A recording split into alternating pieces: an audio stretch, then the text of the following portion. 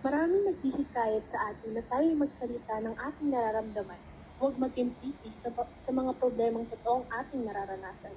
Ngunit kapag may nagsalita na kung ano-anong batikos ang iyong masasaksihan, tulad ng isa kang tanga, yan ang maririnig sa mga taong nasa kabilang panig. Kuda ng kuda, may naiambag ka na ba? Yan ang maririnig kapag kabataan ang nagsalita. Bakit hindi pantay ang inyong pagtingin? Porke nasa estado ng kabataan na hindi na kami maaaring magsalita? Dahil ba wala pa kaming naiaambag? Yan na ba ang tanda?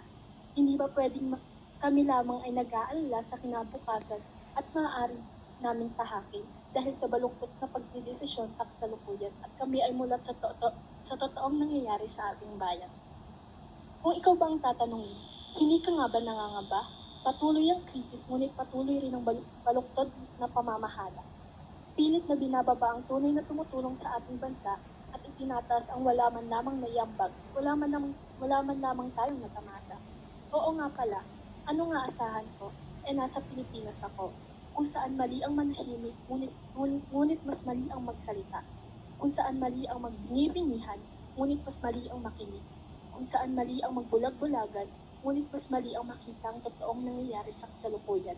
At kung saan nagiging mali ang tama at nagiging tama ang mali. Oo nga pala, nasa Pilipinas ako, kung saan marami ang hurado na tila ba ikay nasa entablado.